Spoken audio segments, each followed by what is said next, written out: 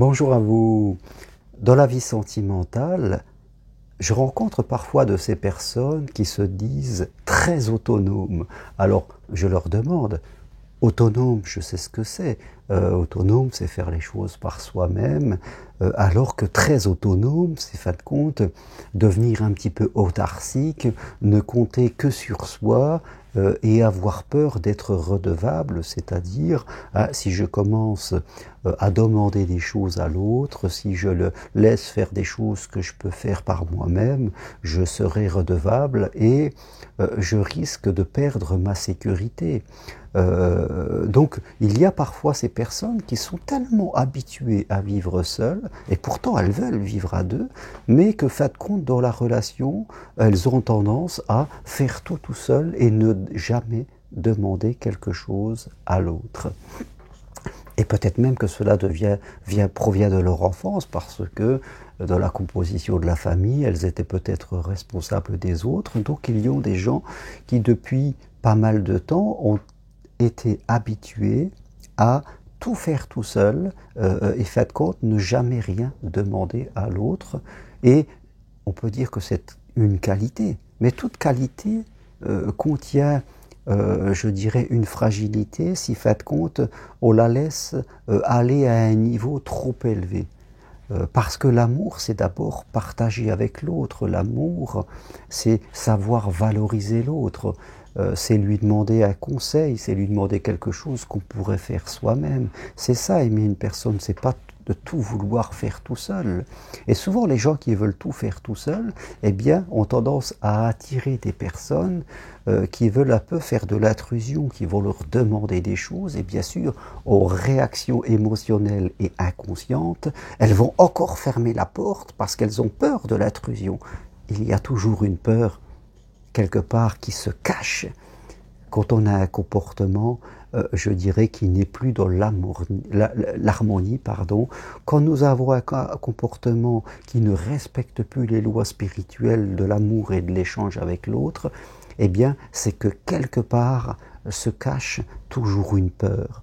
Celui qui est trop gentil, c'est la peur d'être quitté. Celui qui est trop contrôlant, eh bien, c'est la peur de perdre le contrôle. Celui qui est trop méfiant, c'est la peur d'être envahi.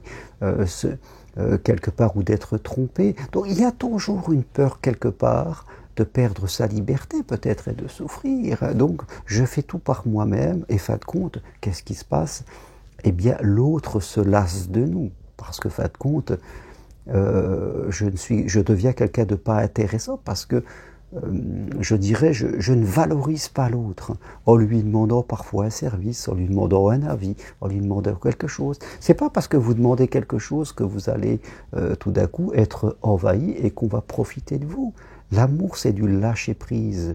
L'amour, c'est de la joie, de l'ouverture du cœur. Et quand je vais faire tout seul, eh bien, quelque part, c'est que mon cœur n'est pas assez ouvert. Que quelque part, il est un petit peu enfermé, mon cœur, dans un mur où je ne veux pas assez laisser de place à l'autre. Alors peut-être que c'est une habitude que j'ai prise dont je n'ai pas conscience. Et parce que je me demande pourquoi toutes les histoires que je commence finissent par s'arrêter. Et bien là, ça va être un peu différent. Prenez conscience peut-être que être autonome, c'est bien. Être trop autonome, ça devient de l'enfermement. L'amour, c'est partager des choses ensemble. Ce n'est pas vouloir sauver l'autre, mais ce n'est pas non plus son contraire, c'est-à-dire ne jamais rien demander. Là, nous sommes quasiment le contraire du syndrome du sauveur. Celui qui est dans le syndrome du sauveur, eh bien, il veut toujours tout faire à la place de l'autre. Et son contraire, celui qui est dans le syndrome, je dirais, de l'autarcie, quelque part, eh bien, c'est-à-dire je ne demande rien, je fais tout seul, et surtout je ne laisse pas l'autre m'aider. Si vous sentez que c'est votre cas, eh bien, c'est qu'une peur se cache derrière et que vous allez peut-être besoin d'ouvrir un petit peu, d'aller voir pourquoi, quelle est la peur qu'il y a derrière, qu'est-ce qui est la crainte de souffrir que vous avez, et de comprendre que la vie à deux, si vous voulez ne pas continuellement attirer des mauvaises personnes, mais si vous voulez attirer des bonnes personnes, il va falloir vous ouvrir un petit peu pour laisser de la place à l'autre, pour que l'amour véritable puisse venir dans votre vie. Voilà ce que je partageais avec vous aujourd'hui.